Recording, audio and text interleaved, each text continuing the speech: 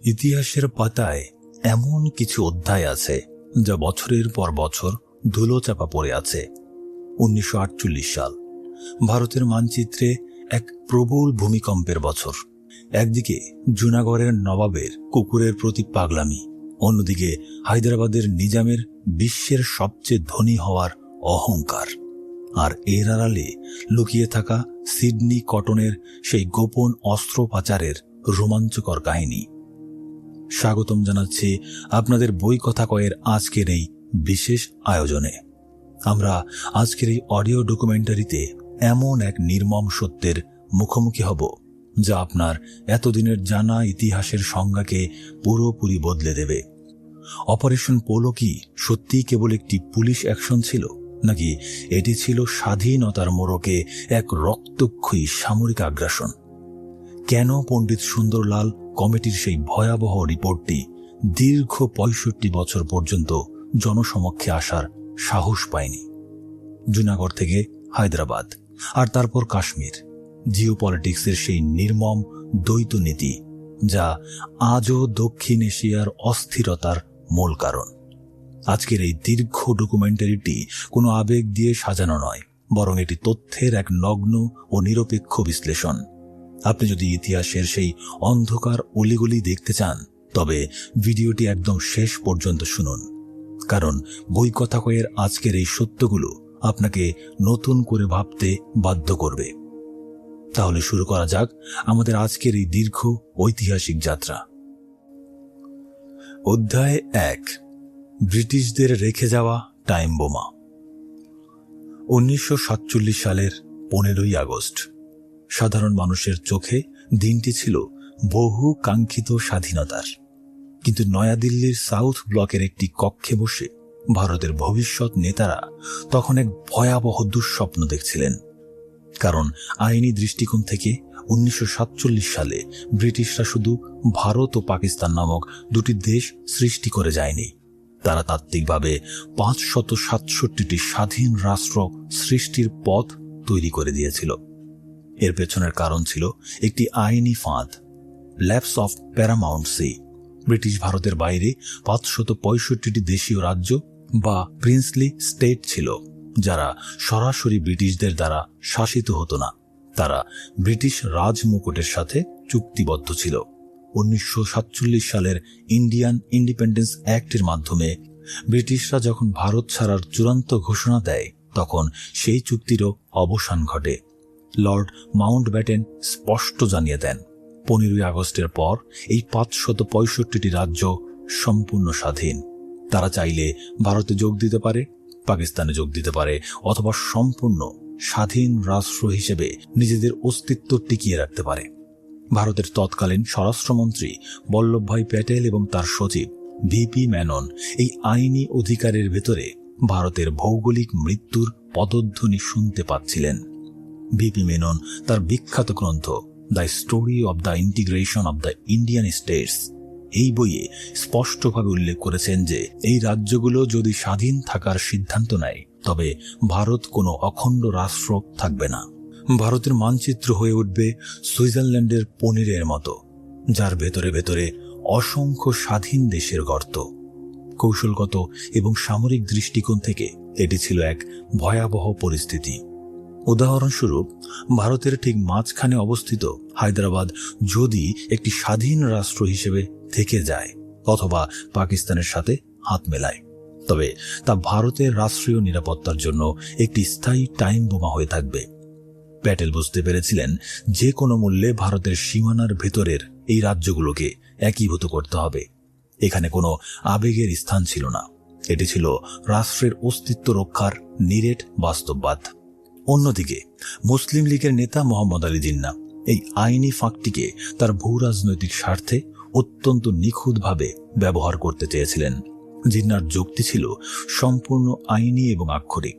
তার মতে, lapse of প্যারামাউন্টসি যেহেতু রাজ্যগুলোর শাসকদের সম্পূর্ণ আইনি স্বাধীনতা দিয়েছে, তাই কোন রাজ্য কোথায় যোগ দেবে তা নির্ধারণ করার একক এবং চূড়ান্ত আইনি অধিকার কেবল সেই রাজ্যের শাসকের।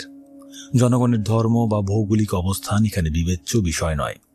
প্রখ্যাত ইতিহাসবিদ আয়েশা জালাল তার দ্য সোল স্পোক্সম্যান গ্রন্থে জিন্নার এই কৌশলগত অবস্থানের চমৎকার বিশ্লেষণ করেছেন। জিন্নার এই আইনি যুক্তির পেছনে গভীর একটি মাস্টার স্ট্রোক লুকিয়েছিল। তিনি জানতেন ভারতের সীমানার ভেতরে থাকা বেশ কিছু বড় রাজ্যের শাসক মুসলিম, যদিও প্রজারা হিন্দু। জিন্না যদি প্রমাণ করতে পারেন যে শাসকের সিদ্ধান্তই চূড়ান্ত, তবে সেই রাজ্যগুলো পাকিস্তানের অংশে পরিণত হতে পারে। আর যদি ভারত তার বিরোধিতা করে, তবে সেই একই যুক্তি পাকিস্তান প্রয়োগ করবে কাশ্মীরের ক্ষেত্রে। কারণ কাশ্মীরের রাজা হিন্দু হলেও তার অধিকাংশ প্রজা ছিল মুসলিম। লর্ড মাউন্টব্যাটেন 25 জুলাই 1947 সালে চেম্বার অব প্রিন্সেসে এক বিশেষ ভাষণ দেন। সেখানে তিনি রাজাদের সতর্ক করে বলেছিলেন যে আইনিভাবে তারা স্বাধীন হলেও ভৌগোলিক বাধ্যবাধকতা তারা অস্বীকার করতে পারবেন না। কিন্তু এই ভাষণটি ছিল কেবলই একটি রাজনৈতিক পরামর্শ, এর কোনো আইনি বাধ্যবাধকতা ছিল না। ফলে অনেক শাসকই মাউন্টব্যাটেনের এই পরামর্শকে পাশ কাটিয়ে নিজস্ব ক্ষমতা ধরে রাখার স্বপ্ন দেখতে শুরু করেন।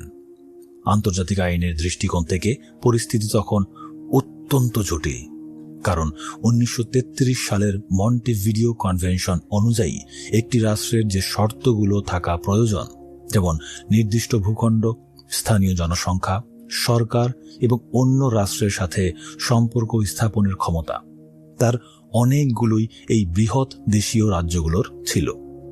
এই আইনি বৈধতাকে ঢাল হিসেবে ব্যবহার করে বেশ কয়েকটি রাজ্য ভারতের মূল ভূখণ্ডের ভেতরেই নিজেদের স্বাধীন পতাকা ওড়ানোর প্রস্তুতি নিতে থাকে। ইতিহাসবিদ রামচন্দ্র গুহ তার বই ইন্ডিয়া আফটার গান্ধীতে বিষয়টি বিশ্লেষণ করেছেন। এটি ছিল দুই উদীয়মান রাষ্ট্রের এক নির্মম কৌশলগত স্নায়ুযুদ্ধ। এখানে কেউ এককভাবে ভিলেন বা হিরো ছিল না। ভারত তার নবগঠিত রাষ্ট্রের ভৌগোলিক অখণ্ডতা এবং সামরিক নিরাপত্তা নিশ্চিত করার জন্য লড়াই করছিল। অন্যদিকে পাকিস্তান ব্রিটিশদের তৈরি করা আইনের আক্ষরিক প্রয়োগের মাধ্যমে নিজেদের রাজনৈতিক ও মানচিত্রগত পরিধি বাড়ানোর কৌশল নিয়েছিল। উভয় পক্ষই জানত যে 565টি রাজ্যের মধ্যে বেশিরভাগই তাদের ভৌগোলিক অবস্থানের কারণে বাধ্য হয়েই কোনো না কোনো রাষ্ট্রে যোগ দেবে। কিন্তু সমস্যা তৈরি হয় কয়েকটি নির্দিষ্ট রাজ্য নিয়ে, যারা এই আইনি সুযোগকে কাজে লাগিয়ে ইতিহাসের মোড় ঘুরিয়ে দিতে চেয়েছিল। ব্রিটিশরা ক্ষমতা হস্তান্তরের মাধ্যমে যে শুধু ভারত ভাগ করেছিল তা নয়, বরং তারা এমন এক ভূ রাজনৈতিক দাবার বোর্ড বিছিয়ে দিয়েছিল যেখানে প্রতিটি চালের উপর নির্ভর করছিল লক্ষ লক্ষ মানুষের ভবিষ্যৎ। প্যাটেল ও মেননের সবচেয়ে বড় ভয় ছিল বিচ্ছিন্নতাবাদ যাতে ছড়িয়ে না পড়ে, কারণ একটি রাজ্য সফল হলে অন্যরাও সেই পথে হাঁটবে। জিন্নাও ঠিক এটাই চাইছিলেন। এই দাবার বোর্ডের প্রথম বড় চালটি চালা হয় গুজরাটের উপকূলীয় একটি রাজ্যে।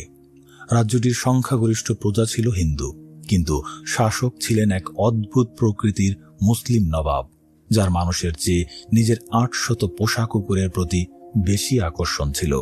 এবং সেই নবাব হঠাৎ করেই এমন এক ঘোষণা দিয়ে বসলেন যা পুরো দিল্লির রাজনৈতিক ভিত কাঁপিয়ে দিল। এবং সেটা কি তা জানবো আমরা পরবর্তী অধ্যায়ে। অধ্যায় 2, জুনাগড়ের অদ্ভুত নবাব এবং পাকিস্তানের ফাঁদ। 1945 সালের এক রৌদ্রোজ্জ্বল দিন ভারতের গুজরাট উপকূলে অবস্থিত জুনাগড় রাজ্যে এক রাজকীয় বিয়ের আয়োজন চলছে। কিন্তু এটি কোনো সাধারণ রাজপুত্র বা রাজকন্যার বিয়ে ছিল না। এই বিয়ের বর এবং কনে ছিল দুটি কুকুর, আর এই কুকুরের বিয়েতে রাজ্যের কোষাগার থেকে খরচ করা হয়েছিল আজকের হিসেবে প্রায় কয়েক কোটি টাকা। জুনাগড়ের সিংহাসনে তখন বসে আছেন নবাব তৃতীয় স্যার মহাবত খান রাসুল খানজি। রাজ্য পরিচালনার চেয়ে নিজের পোষা প্রাণীদের প্রতি তার মনোযোগ ছিল বেশি। তার সংগ্রহে ছিল প্রায় 800 কুকুর। এদের প্রত্যেকের জন্য ছিল আলাদা বিলাসবহুল কক্ষ, আলাদা চাকর এবং অত্যন্ত উন্নত মানের খাবার। ইতিহাসবিদ ডমিনিক ল্যাপিয়ার এবং ল্যারি কলিন্স তাদের বিখ্যাত বই ফ্রিডম অ্যাট মিডনাইটে নবাবের এই অদ্ভুত জীবনযাপনের বিস্তারিত বিবরণ দিয়েছেন। নবাব যখন তার প্রিয় কুকুরগুলোকে নিয়ে সান্ধ্যকালীন ভ্রমণে বের হতেন তখন এক রাজকীয় শোভাযাত্রা সৃষ্টি হতো। তার এই অদ্ভুত শখ রাজ্যের সাধারণ মানুষের কাছে এক বিস্ময় হলেও রাজপ্রাসাদের ভেতরে ক্ষমতার আসল কলকাঠি নাড়ছিল অন্য কেউ। জুনাগড় ছিল সমুদ্র তীরবর্তী একটি গুরুত্বপূর্ণ রাজ্য, যার জনসংখ্যা ছিল প্রায় 8 লক্ষ। এর মধ্যে শতকরা 80% বেশি মানুষ ছিলেন হিন্দু ধর্মাবলম্বী, কিন্তু শাসক ছিলেন একজন মুসলিম নবাব। 1947 সালের 15ই আগস্ট যখন ঘনিয়ে আসছিল জুনাগড়ের ভবিষ্যৎ নিয়ে, তখনও কোনো স্পষ্ট সিদ্ধান্ত নেওয়া হয়নি। ভারতের নেতারা নিশ্চিত ছিলেন যে ভৌগোলিক অবস্থান এবং জনসংখ্যার কথা বিবেচনা করে জুনাগড় ভারতেই যোগ দেবে, কারণ রাজ্যটির চারপাশ ভারত দ্বারা বেষ্টিত ছিল এবং এর কোনো সরাসরি স্থল সীমান্ত পাকিস্তানের সাথে ছিল না। কিন্তু পরিস্থিতি সম্পূর্ণ নাটকীয় মোড় নেয় 1947 সালের মে মাসে, যখন জুনাগড়ের দেওয়ান বা প্রধানমন্ত্রী হিসেবে নিয়োগ পান স্যার শাহ নেওয়াজ ভুট্টো। তিনি ছিলেন আধুনিক পাকিস্তানের ভবিষ্যৎ প্রধানমন্ত্রী জুলফিকার আলী ভুট্টোর পিতা এবং বেনজির ভুট্টোর দাদা। শাহ নেওয়াজ ভুট্টো ছিলেন একজন অত্যন্ত ধূর্ত এবং দূরদর্শী রাজনীতিবিদ। তিনি খুব দ্রুত বুঝতে পেরেছিলেন যে জুনাগড়কে যদি কোনোভাবে পাকিস্তানের সাথে যুক্ত করা যায় তবে তা ভারতের জন্য একটি বিশাল মাথা ব্যথা তৈরি করবে। মোহাম্মদ আলী জিন্নার সাথে শাহ নেওয়াজ ভুট্টোর অত্যন্ত গোপন এবং নিয়মিত যোগাযোগ ছিল। জিন্নার সেই প্যারামাউন্সি তত্ত্ব এখানে নিখুঁতভাবে প্রয়োগ করার এক অভূতপূর্ব সুযোগ তৈরি হয়। জিন্না জুনাগড়কে পাকিস্তানের মানচিত্রে যুক্ত করার মাধ্যমে ভারতের স্বরাষ্ট্রমন্ত্রী বল্লভভাই প্যাটেলকে একটি ভয়াবহ বার্তা দিতে চেয়েছিলেন। প্রখ্যাত ইতিহাসবিদ রাজমোহন গান্ধী তার বই প্যাটেল আ লাইফ গ্রন্থে স্পষ্টভাবে উল্লেখ করেছেন, জিন্নার মূল লক্ষ্য শুধু জুনাগড় ছিল না, তার আসল লক্ষ্য ছিল কাশ্মীর। জুনাগড়ে হিন্দু সংখ্যাগরিষ্ঠ হওয়া সত্ত্বেও মুসলিম নবাব যদি নির্দ্বিধায় পাকিস্তানে যোগ দিতে পারেন, তবে কাশ্মীরে মুসলিম সংখ্যাগরিষ্ঠ থাকা সত্ত্বেও হিন্দু রাজা কেন স্বাধীনভাবে ভারতে যোগ দিতে পারবেন না? এই ভয়ঙ্কর দ্বিমুখী আইনি ফাঁদটি তৈরি করা হয়েছিল অত্যন্ত সুকৌশলে। শাহ নেওয়াজ ভুট্টো খুব সহজেই নবাব মহাবত খানকে বোঝাতে সক্ষম হন যে হিন্দু সংখ্যাগরিষ্ঠ ভারতে যোগ দিলে তার রাজকীয় মর্যাদা এবং তার প্রিয় কুকুরগুলোর নিরাপত্তা মারাত্মকভাবে বিঘ্নিত হতে পারে। নবাব রাজনীতি খুব একটা বুঝতেন না, তিনি কেবল বুঝতেন তার নিজস্ব আরামায়েশ এবং কুকুরদের নিরাপত্তা। 1947 সালের 14ই আগস্ট, পাকিস্তান সৃষ্টির ঠিক আগের দিন, জুনাগড় সরকার হঠাৎ করে একটি রাষ্ট্রীয় প্রজ্ঞাপন জারি করে বসে।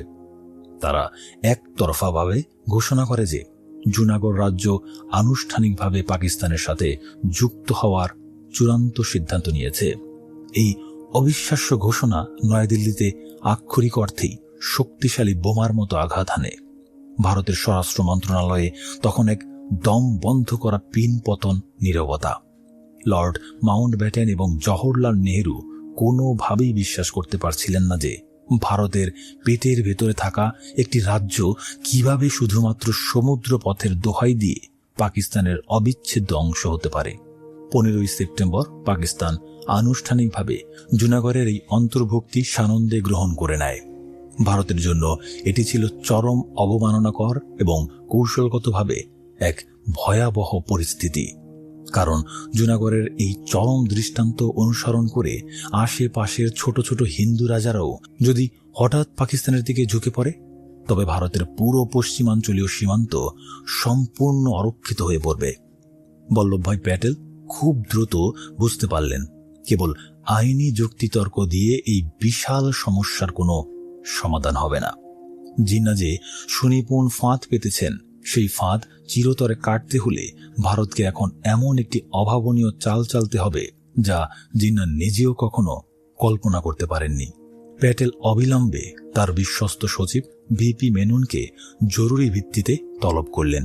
প্যাটেল জানতেন সরাসরি সামরিক আক্রমণ চালালে আন্তর্জাতিক বিশ্বে ভারত একটি আগ্রাসী রাষ্ট্র হিসেবে ঘৃণ্যভাবে চিহ্নিত হবে এবং জিন্না ঠিক সেটাই মনে প্রাণে চাইছিলেন। তাই প্যাটেল সরাসরি কোনো যুদ্ধ ঘোষণা না করে বেছে নিলেন প্রক্সি ওয়ার বা ছায়াযুদ্ধের এক অভিনব কৌশল। তিনি এমন এক নিচ্ছিদ্র গোপন পরিকল্পনা নিখুঁতভাবে সাজালেন, যেখানে ভারতীয় সেনাবাহিনীর কোনো সদস্য একটি গুলিও ছুড়বে না, অথচ খুব দ্রুত জুনাগড়ের সম্পূর্ণ পতন ঘটবে। কিন্তু সেই মারাত্মক পরিকল্পনা বাস্তবে রূপায়ণের জন্য প্যাটেলের অত্যন্ত প্রয়োজন ছিল এমন কিছু অসম সাহসী মানুষের, যারা দেশপ্রেমের আড়ালে চরম ধ্বংসের খেলা খেলতে সম্পূর্ণ প্রস্তুত ছিল। প্যাটেল তার এই গোপন পরিকল্পনার মাধ্যমে ইতিহাসের গতিপথ বদলে দিতে চেয়েছিলেন। আর ঠিক তখনই পশ্চিম ভারতের গুজরাটের কোলাহলপূর্ণ রাজপথে অত্যন্ত গোপনে জন্ম নিল এক ভয়ঙ্কর এবং রহস্যময় সশস্ত্র বাহিনী। ইতিহাসের পাতায় যাদের আসল পরিচয় কি ছিল তা সম্পূর্ণ জানব আমরা পরবর্তী অধ্যায়ে। অধ্যায় ৩, আরজি হুকুমত, জুনাগড়ের পতন ও নবাবের পলায়ন। 1947 সালের অক্টোবর মাসের শেষ দিক। গুজরাটের কেশোদ বিমানবন্দরে একটি ডাকোটা বিমানের ইঞ্জিন প্রচণ্ড শব্দে ঘুরছে। চারপাশের পরিস্থিতি অত্যন্ত থমথমে। রানওয়েতে দাঁড়িয়ে আছেন এক চরম আতঙ্কিত শাসক, যিনি নিজের জীবন নিয়ে পালাতে এতটাই মরিয়া যে বিমানের ওজন কমানোর জন্য তিনি এক অভাবনীয় এবং নিষ্ঠুর সিদ্ধান্ত নিয়ে বসলেন।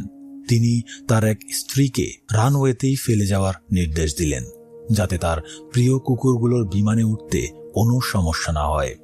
এই শাসক ছিলেন জুনাগড়ের নবাব মহাবত খান রাসুল খানজি, এবং তার এই লজ্জাজনক পলায়নের পেছনের মূল কারিগর ছিলেন ভারতের স্বরাষ্ট্রমন্ত্রী বল্লভভাই প্যাটেল। সরাসরি কোনো সামরিক যুদ্ধ নয়, প্যাটেল জুনাগড় দখলের জন্য বেছে নিয়েছিলেন ইতিহাসের অন্যতম সফল এক প্রক্সি ওয়ার বা ছায়াযুদ্ধের অভিনব কৌশল। নয়াদিল্লিতে বসে বল্লভভাই প্যাটেল জানতেন, পাকিস্তান সদ্য গঠিত জুনাগড় চুক্তিকে আন্তর্জাতিক মঞ্চে একটি ট্রাম্প কার্ড হিসেবে ব্যবহার করবে। ভারত যদি সরাসরি সেনা পাঠায়, তবে পাকিস্তান জাতিসংঘে গিয়ে ভারতকে একটি আগ্রাসী রাষ্ট্র হিসেবে প্রমাণ করবে। এই আইনি ও কূটনৈতিক ফাঁদ এড়াতে প্যাটেল এক মাস্টার স্ট্রোক খেললেন। তিনি জুনাগড়ের হিন্দু নাগরিকদের নিয়ে একটি অস্থায়ী সরকার বা আরজি হুকুমত গঠনের নির্দেশ দিলেন। 25 সেপ্টেম্বর 1947 সালে বোম্বে শহরে মহাত্মা গান্ধীর আত্মীয় শ্যামল দাস গান্ধীর নেতৃত্বে এই আরজি হুকুমত আনুষ্ঠানিকভাবে আত্মপ্রকাশ করে। প্রখ্যাত আমলা এবং ইতিহাসবিদ ভিপি মেনন তার the story of the integration of the Indian states গ্রন্থে স্পষ্টভাবে লিখেছেন যে ভারত সরকার সরকারিভাবে এই হুকুমতকে সমর্থন না করার ভান করলেও নেপথ্যে তাদের সব ধরনের লজিস্টিক, আর্থিক এবং সামরিক সহায়তা দিচ্ছিল। এটি ছিল জিন্নার ল্যাপস অব প্যারামাউন্টসি তত্ত্বের বিপরীতে ভারতের জনগণের অধিকার তত্ত্বের এক মোক্ষম এবং কৌশলগত প্রয়োগ। আরজি হুকুমতের সশস্ত্র স্বেচ্ছাসেবকরা খুব দ্রুত জুনাগড়ের আশেপাশের ছোট ছোট এলাকাগুলো যেমন বাবরিয়াওয়ার এবং মাংরোল দখল করতে শুরু করে। একই সাথে ভারত সরকার জুনাগড়ের ওপর অত্যন্ত সুপরিকল্পিতভাবে চারপাশ থেকে এক চরম কঠোর এবং নিচ্ছিদ্র অর্থনৈতিক অবরোধ আরোপ করে। জুনাগড়ের সাধারণ মানুষের দৈনন্দিন জীবনের জন্য প্রয়োজনীয় খাদ্য, কয়লা, জ্বালানি এবং অন্যান্য নিত্য প্রয়োজনীয় জিনিসের সরবরাহ সম্পূর্ণ বন্ধ করে দেওয়া হয়। ইতিহাসবিদ রামচন্দ্র গুহ তার ইন্ডিয়া আফটার গান্ধী গ্রন্থে বিস্তারিত উল্লেখ করেছেন যে এই অর্থনৈতিক চাপ এবং আরজি হুকুমতের ক্রমাগত গেরিলা হামলার কারণে জুনাগড়ের প্রশাসনিক কাঠামো ভেতর থেকে সম্পূর্ণ ভেঙে পড়তে শুরু করে। ফলস্বরূপ রাজ্যের সমগ্র অর্থনীতি সম্পূর্ণ স্থবির হয়ে যায় এবং সাধারণ জনগণের মধ্যে তীব্র মাত্রায় অসন্তোষ দেখা দেয়। দেওয়ান শাহ নেওয়াজ ভুট্টো খুব দ্রুত বুঝতে পারছিলেন পাকিস্তানের কাছ থেকে সামরিক সহায়তা আসার কোনো বাস্তব সম্ভাবনা নেই। জুনাগড়ের চারপাশ ভারতীয় সীমানা দ্বারা অবরুদ্ধ থাকায় জিন্নার পক্ষে সেনা পাঠানো ছিল কৌশলগতভাবে প্রায় অসম্ভব। পরিস্থিতি যখন সম্পূর্ণ নিয়ন্ত্রণের বাইরে চলে যায়, তখন নবাব মহাবত খান তার রাজপ্রাসাদ ছেড়ে সপরিবারে পালানোর চূড়ান্ত সিদ্ধান্ত নেন। তার এই পলায়নের দৃশ্যটি ছিল একাধারে করুণ এবং ঐতিহাসিক। ডমিনিক ল্যাপিয়ার এবং ল্যারি কলিন্স তাদের বিখ্যাত বই ফ্রিডম অ্যাট মিডনাইটে বর্ণনা করেছেন কিভাবে নবাব তার বিপুল ধন সম্পদ এবং অসংখ্য কুকুর নিয়ে বিমানে উঠেছিলেন, কিন্তু স্থান সংকুলান না হওয়ায় তার এক বেগমকে জুনাগড়েই ফেলে যান। নবাবের এই কাপুরুষোচিত পলায়নের পর দেওয়ান শাহনেওয়াজ ভুট্টো কার্যত একা হয়ে পড়েন। প্রশাসনিক পতন এবং অর্থনৈতিক বিপর্যয়ের মুখে 9 নভেম্বর 1947 সালে ভুট্টো ভারতীয় আঞ্চলিক কমিশনার নীলম বুথকে একটি আনুষ্ঠানিক চিঠি লিখে জুনাগড়ের প্রশাসনিক দায়িত্ব গ্রহণের আমন্ত্রণ জানান। ভারতীয় প্রশাসন বিনা রক্তপাতে জুনাগড়ের নিয়ন্ত্রণ নেয়। পাকিস্তান এই পদক্ষেপকে সম্পূর্ণ অবৈধ এবং আন্তর্জাতিক আইনের চরম লঙ্ঘন বলে তীব্র প্রতিবাদ জানায়, কারণ তাদের আইনি মতে জুনাগড় তখন পাকিস্তানের অবিচ্ছেদ্য ভূখণ্ড। পাকিস্তান ও আন্তর্জাতিক মহলের সমালোচনা প্রশমিত করতে ভারত সরকার 1948 সালের 20 ফেব্রুয়ারি জুনাগড়ে একটি গণভোট বা প্লেবিসাইটের আয়োজন করে। নিরপেক্ষ ইতিহাসবিদদের মতে এই গণভোটের ফলাফল ছিল পূর্ব নির্ধারিত। ভারতের ব্যাপক সামরিক উপস্থিতির মধ্যে অনুষ্ঠিত এই গণভোটে প্রায় 99% ভোট ভারতের পক্ষে পড়ে। পাকিস্তানের পক্ষে ভোট পড়েছিল মাত্র 91টি। ভারতকে জনগণের স্বতঃস্ফূর্ত রায় হিসেবে বিশ্ব দরবারে উপস্থাপন করে। অন্যদিকে পাকিস্তানিকে একটি সাজানো নাটক এবং সামরিক জবরদখল হিসেবে আখ্যায়িত করে।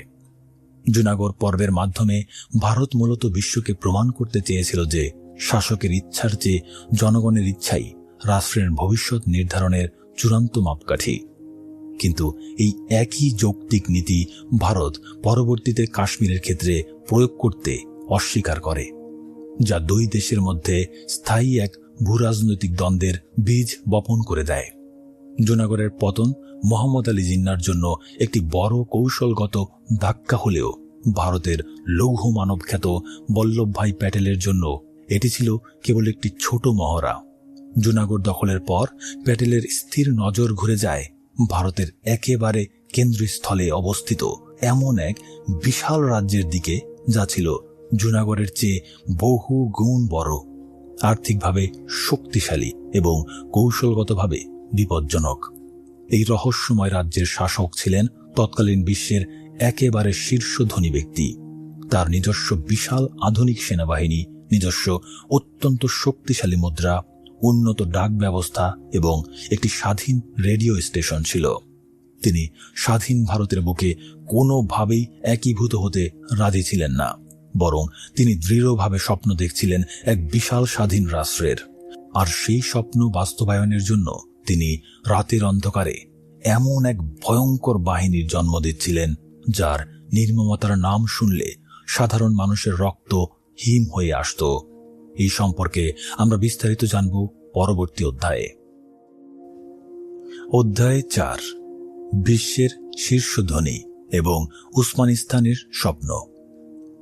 1937 সালের 22 ফেব্রুয়ারি বিশ্বখ্যাত টাইম ম্যাগাজিনের প্রচ্ছদে ছাপা হয়েছিল এমন এক ব্যক্তির ছবি, যার সম্পদের পরিমাণ বর্তমান সময়ের ইলন মাস্ক বা জেফ বেজোসদেরও হার মানায়। তিনি ছিলেন বিশ্বের সর্বকালের অন্যতম শীর্ষ ধনী ব্যক্তি, হায়দ্রাবাদের 7ম নিজাম মীর উসমান আলী খান। তার ব্যক্তিগত কোষাগারে ছিল ট্রাকে ট্রাকে বোঝাই করা সোনা, মুক্তা এবং দামি রত্ন। সবচেয়ে বিস্ময়কর তথ্য হল, তিনি তার ডেস্কে সাধারণ কাগজের ওজন ধরে রাখার জন্য যে পেপার ওয়েটটি ব্যবহার করতেন, সেটি ছিল 185 ক্যারেটের বিখ্যাত জ্যাকব হীরা, যার বর্তমান বাজার মূল্য কয়েক হাজার কোটি টাকা। অথচ এই একই মানুষটি কৃপণতার জন্য এতটাই বিখ্যাত ছিলেন যে তিনি বছরের পর বছর একই জীর্ণ পোশাক পরতেন এবং নিজের মোজা নিজেই সেলাই করতেন। ডমিনিক ল্যাপিয়ার এবং ল্যারি কলিন্স তাদের ফ্রিডম অ্যাট মিডনাইট গ্রন্থে নিজামের এই চরম বৈপরীত্যের কথা স্পষ্টভাবে উল্লেখ করেছেন। নিজামের এই বিপুল সম্পদের উৎস ছিল হায়দ্রাবাদ রাজ্য, যা আয়তনে ছিল তৎকালীন ইংল্যান্ড এবং স্কটল্যান্ডের সম্মিলিত আয়তনের চেয়েও বড়। 1947 সালে ব্রিটিশরা যখন ভারত ছাড়ার প্রস্তুতি নিচ্ছিল, তখন হায়দ্রাবাদ কোনো সাধারণ দেশীয় রাজ্য ছিল না। তাদের নিজস্ব শক্তিশালী সামরিক বাহিনী নিজস্ব মুদ্রা বা উসমানীয় সিক্কা, নিজস্ব রেলওয়ে নেটওয়ার্ক এবং একটি সম্পূর্ণ স্বাধীন ডাক ব্যবস্থা ছিল। ব্রিটিশদের ল্যাপস অব প্যারামাউন্সি আইনের চরম সুযোগ নিয়ে নিজাম মীর উসমান আলী খান সরাসরি ঘোষণা করলেন যে তিনি ভারত বা পাকিস্তান কোনো রাষ্ট্রে চূড়ান্তভাবে যোগ দেবেন না। তিনি দৃঢ় সিদ্ধান্ত নিলেন হায়দ্রাবাদ হবে এশিয়ার বুকে সম্পূর্ণ একটি স্বাধীন ও সার্বভৌম শক্তিশালী রাষ্ট্র, যার নতুন নাম হতে পারে উসমানিস্তান। ভারতের তৎকালীন স্বরাষ্ট্রমন্ত্রী বল্লভভাই প্যাটেল নিজামের এই স্বাধীন রাষ্ট্রের ধারণাকে স্বাধীন ভারতের অখণ্ড অস্তিত্বের জন্য সরাসরি হুমকি হিসেবে দেখেছিলেন। প্যাটেলের মতে ভারতের ঠিক মাঝখানে অবস্থিত একটি স্বাধীন হায়দ্রাবাদ হবে ভারতের পেটের ভেতর একটি বিপজ্জনক ক্যান্সারের মতো। লর্ড মাউন্টব্যাটেন ব্যক্তিগতভাবে নিজামকে ভারতের সাথে আনুষ্ঠানিকভাবে যুক্ত হওয়ার জন্য বারবার অনুরোধ করেছিলেন। ভিপি মেনন তার the story of the integration of the Indian states গ্রন্থে মাউন্টব্যাটেন এবং নিজামের মধ্যে হওয়া দীর্ঘ চিঠি চালাচালির অত্যন্ত বিস্তারিত বিবরণ তুলে ধরেছেন। নিজাম অত্যন্ত অহংকারী এবং কঠোর ভাষায় মাউন্টব্যাটেনকে জানিয়েছিলেন যে ব্রিটিশ রাজমুকুটের সাথে তার আইনি চুক্তি ছিল একদম সমমর্যাদার। ব্রিটিশরা চলে গেলে সেই চুক্তির শক্তিতে হায়দ্রাবাদ স্বয়ংক্রিয়ভাবে তার পুরনো হারানো সার্বভৌমত্ব ফিরে পাবে। ভারতের কোনো আইনি ক্ষমতা নেই তাকে জোরপূর্বক সংযুক্ত করার। মাউন্টব্যাটেন বারবার তাকে ভৌগোলিক বাস্তবতার কথা মনে করিয়ে দিলেও নিজাম তার নিজস্ব আইনি অবস্থানে সম্পূর্ণ অনড় ছিলেন। তিনি নতুন স্বাধীন ভারতকে একটি স্ট্যান্ড স্টিল এগ্রিমেন্ট বা স্থিতাবস্থা চুক্তির সরাসরি প্রস্তাব দেন, যার অর্থ হল ভারত এবং হায়দ্রাবাদ আপাতত ঠিক 1 বছর আগের মতোই পাশাপাশি চলবে, কিন্তু হায়দ্রাবাদ ভারতের অংশ হবে না। এই পুরো চরম উত্তেজনাকর সময়টাতে নিজাম অত্যন্ত গোপনে নিয়মিত যোগাযোগ রাখছিলেন মুসলিম লীগের প্রধান নেতা মোহাম্মদ আলী জিন্নার সাথে। জিন্না নিজামকে এই বলে প্রতিনিয়ত প্ররোচিত করছিলেন যে বিশাল হায়দ্রাবাদ রাজ্য যদি তার স্বাধীন রাষ্ট্রীয় অবস্থান শক্তভাবে ধরে রাখতে পারে, তবে নবগঠিত পাকিস্তান রাষ্ট্র তাকে আন্তর্জাতিক বিশ্বের স্বীকৃতি আদায়ে পূর্ণ মাত্রায় সামরিক ও কূটনৈতিক সহায়তা প্রদান করবে। প্রখ্যাত ঐতিহাসিক রামচন্দ্র গুহ তার বিখ্যাত ইন্ডিয়া আফটার গান্ধী গ্রন্থে স্পষ্টভাবে উল্লেখ করেছেন ঠিক কিভাবে জিন্নার এই গোপন প্রতিশ্রুতি নিজামের অহংকার এবং আত্মবিশ্বাসকে বহুগুণ বাড়িয়ে দিয়েছিল। নিজাম গভীরভাবে ভেবেছিলেন যে ভারতের পেটের ভেতরে বসে তিনি পাকিস্তানের সাথে শক্ত হাত মিলিয়ে একটি অত্যন্ত শক্তিশালী দর কষাকষির সুবিধাজনক জায়গা তৈরি করতে পারবেন। একদিকে বিপুল অর্থনৈতিক শক্তি, অন্যদিকে আন্তর্জাতিক আইনি কাঠামোর ফাঁক। এই দুইয়ের উপর ভর করে নিজাম তার স্বপ্নের স্বাধীন উসমানিস্তান গড়ার পথে মানসিকভাবে অনেকটাই এগিয়ে গিয়েছিলেন। তিনি তার রাজ্যের নাগরিকদের জন্য সম্পূর্ণ আলাদা আন্তর্জাতিক পাসপোর্ট ইস্যু করারও প্রাথমিক প্রস্তুতি অত্যন্ত জোরালোভাবে শুরু করেছিলেন। তবে চতুর নিজাম একটি নির্দিষ্ট বিষয়ে খুব ভালোভাবে সচেতন ছিলেন। তিনি নিশ্চিতভাবে জানতেন ভারত সরকার খুব বেশি দিন শুধুমাত্র আইনি যুক্তিতর্ক শুনে চুপ করে বসে থাকবে না। বল্লভভাই প্যাটেল যে কোনো মুহূর্তে হায়দ্রাবাদের ওপর সরাসরি সামরিক শক্তি প্রয়োগ করতে পারেন। সেই সম্ভাব্য ভারতীয় আগ্রাসন ঠেকানোর জন্য নিজামের অত্যন্ত জরুরি প্রয়োজন ছিল একটি বিশাল এবং ধর্মান্ধ নিজস্ব সশস্ত্র বাহিনীর, যারা শুধুমাত্র টাকার বিনিময়ে নয় বরং চরম ধর্মীয় উন্মাদনায় অন্ধ হয়ে স্বাধীন হায়দ্রাবাদের জন্য নিজেদের জীবন নির্দ্বিধায় বিসর্জন দিতে সম্পূর্ণ প্রস্তুত থাকবে। নিজামের নিজস্ব নিয়মিত স্টেট ফোর্সের পাশাপাশি নতুন এমন একটি শক্তিশালী উন্মাদ বাহিনী গড়ে তোলা সময়ের সবচেয়ে বড় দাবি হয়ে পড়েছিল, যারা সরাসরি ভারতীয় সেনাবাহিনীর বিরুদ্ধে একটি দীর্ঘস্থায়ী এবং রক্তক্ষয়ী গেরিলা যুদ্ধ অত্যন্ত নিখুঁতভাবে চালিয়ে যেতে পারবে। আর ঠিক এই ভয়ঙ্কর এবং ধ্বংসাত্মক কাজের জন্য নিজাম এমন একজন চরমপন্থী ব্যক্তিকে বেছে নিলেন, যার নাম পুরো দক্ষিণাত্যে খুব অল্প সময়ের মধ্যেই এক ভয়াবহ আতঙ্কের সমার্থক হয়ে উঠবে। সেই নিষ্ঠুর ক্ষমতাধর ব্যক্তিটি হায়দ্রাবাদের শান্ত রাজপথগুলোকে খুব দ্রুতই পরিণত করবেন এক জ্বলন্ত মৃত্যুপুরীতে।